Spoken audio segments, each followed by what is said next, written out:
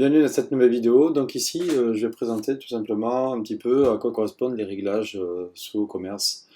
Donc c'est très simple. Alors ici, on est sur le tableau de bord. Dans l'onglet WooCommerce, on voit que plusieurs sous-onglets apparaissent. Donc nous, ce qui nous intéresse en fait, c'est d'aller à Réglages, ici. Et là, en fait, on va pouvoir régler euh, toute la partie en fait, comment dire, des réglages en profondeur, que ce soit la prise en compte de la TVA, l'expédition, les paiements, ainsi de suite, de WooCommerce. Donc ici on voit là, rien à dire, en fait c'est on rentre l'adresse et les coordonnées, son adresse et ses coordonnées en fait. On peut ici activer la géolocalisation, donc ça c'est terminé en placement par défaut, moi c'est ce que j'ai mis. Voilà. On peut activer le calcul de la TVA ou pas. Activer les codes promo si on en a, si on va en mettre. Et calculer la remise des codes promo séquentiellement, bon, ça c'est bon, c'est rien de particulier. La devise en euros, bien entendu. Voilà, après, bon, ici, rien de plus à dire, tout est vraiment bien indiqué. Donc, on clique après à côté, donc, à l'onglet produits. Donc là, la page de la boutique. Bien entendu, ben, c'est boutique, hein. On peut mettre autre chose si on veut, mais il me semble que par défaut, c'est ce qui est indiqué. Ça, bon, moi, je ne touche pas du tout à ça. Unité de poids, ben, en grammes. On peut mettre après, voilà, mais généralement on met en grammes. Unité de dimension en centimètres. On peut mettre en millimètres si ça nous intéresse. Donc voilà. Là ici, on voit qu'on peut activer ou désactiver les avis pour les produits. Pareil pour si c'est un acheteur certifié ou pas, s'il veut laisser un avis. Voilà, ou alors si on veut pas les avis uniquement aux acheteurs certifiés. Voilà. Donc ça c'est plutôt pas mal. Ça permet de voilà, d'éviter éventuellement aussi que les robots qui ne sont pas inscrits laissent des avis à tort et à travers. Donc ici, juste à côté, on voit qu'il y a donc général où on était, inventaire et produits téléchargeables. Donc là, on s'intéresse au petit sous-onglet inventaire. Donc là, on voit que la gestion du stock est bien activée. Ça, après, tout dépend si sur la taille de sa société, sur la taille de son stock. Voilà. Après, on peut effectivement maintenir le stock avec une durée limitée pour les commandes impayées. Voilà, on peut indiquer le stock le seuil de stock faible. Donc là ici c'est à 2, c'est-à-dire que si la gestion du stock est activée, à partir de 2, je reçois un mail qui me dit attention, il ne reste plus que 2 produits en stock, donc à charge pour moi de réapprovisionner éventuellement. Ici ce sont les produits téléchargeables, donc là rien n'a changé à ce niveau-là. Là, moi personnellement, je laisse tel que, c'est très bien comme ça. Alors ici, il y a expédition. Alors, ça c'est très important. Donc là, moi, ce que j'ai fait, c'est que j'ai ajouté une zone de livraison qu'on voit ici. Donc en fait, on va voir comment ça se présente. Euh, alors, si on fait modifier, voilà, une zone d'expédition. Moi, j'ai dit que c'était pour la France, par exemple. Composition de la zone, bon, j'ai mis France hein, entièrement. On peut limiter à des codes postaux spécifiques si on veut. Bon, ça c'est vraiment au bon vouloir de chacun, suivant ce sur quoi on expédie. Et après, donc il y a les modes d'expédition. Donc là, en fait, généralement, on crée 3 modes d'expédition, c'est-à-dire domicile, c'est-à-dire livraison à domicile, livraison en relais express ou point relais. On peut ajouter une autre méthode de livraison. Donc là, on voit, ça c'est lié avec le plugin Boxtal, en fait, qui permet de gérer ce genre de choses. Forfait, livraison gratuite, point de vente, ainsi de suite. Voilà. Donc là, par exemple, pour la livraison à domicile, si je clique sur modifier, donc on va voir comment ça se présente. On atterrit ici, et là, en fait, on voit titre de la méthode, j'ai mis domicile, statut d'imposition imposable, on peut dire imposable ou aucun. Voilà. Et après, alors là, euros, voilà, il y a un forfait de 8 euros, et ainsi de suite.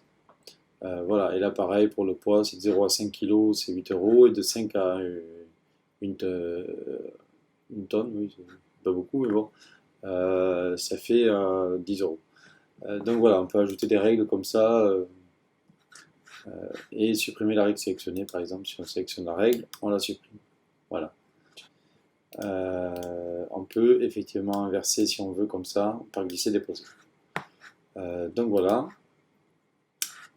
Là ici, alors, ça c'est pour les zones d'expédition.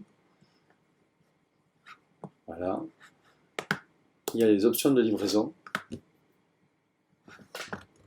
Alors, les options de livraison, il faut donc activer le calculateur de livraison. Voilà, ça je l'ai fait. Destination de livraison par défaut, adresse de facturation du client. Voilà. Alors ça, moi je l'ai laissé par défaut. Je trouve que de toute façon c'est très bien, ça suffit. Les classes de livraison ici, en fait, bon là, moi j'ai pas mis de classe de livraison. Ça n'avait pas intérêt que l'on en a. Là, Advance Free Shipping, alors, comme sur ce site-ci, il y a une livraison qui est offerte à 35 euros. Donc en fait, j'ai installé un plugin qui s'appelle Advance Free Shipping et qui permet d'activer une livraison gratuite jusqu'à à partir du moment où on a 35 euros d'achat et plus. Donc voilà. Donc voilà comment ça se présente. Si on fait, si on édite, alors si le sous-total est plus grand ou égal à 35 euros, livraison, shipping data, livraison offerte à 35 euros. Donc en gros, voilà, c'est si le sous-total, c'est-à-dire en gros l'ensemble du. Le sous-total ou le sous-total, de son caddie, on peut aussi mettre. On peut aussi indiquer d'autres, si le produit par rapport à la taille ou voilà, au poids. Voilà, bon, moi ce qui m'intéresse, c'est le sous-total directement. Est plus grand ou égal à 35 euros. Alors à ce moment-là, la livraison est offerte à 35 euros. À partir de 35 euros. Donc voilà. Tac, je vais revenir en arrière. Alors ici, tout en haut, on voit qu'il y a l'onglet paiement. L'onglet paiement. Alors c'est ici que se trouvent en fait toutes les possibilités. On peut encore en installer plein d'autres. Bon là, on a mis l'essentiel, c'est-à-dire Stripe. Stripe qui permet en fait de comment dire, il faut s'inscrire sur leur site et une fois avoir rentré son RIB et ses coordonnées bancaires, en fait, ça permet de comment dire, de faire payer les clients par cet intermédiaire en fait, et eux ne voient pas du tout que c'est par Stripe qui passe. C'est-à-dire qu'on supprime ici, il suffit juste de supprimer, donc là si je vais à gérer juste à côté, il suffit juste de supprimer, alors là c'est le titre, c'est carte de paiement, c'est ce qui va apparaître en fait à côté du paiement, carte de paiement. Par défaut, c'est marqué carte de paiement entre parenthèses Stripe. Donc il suffit juste d'enlever Stripe et les clients et clientes ne verront que carte de paiement. Et comme ça ne les freine pas en se disant justement comme PayPal où il faut être déjà inscrit, c'est très compliqué. Donc là en fait on évite tout ça. Donc c'est plutôt pas mal. Voilà, donc là je reviens en arrière.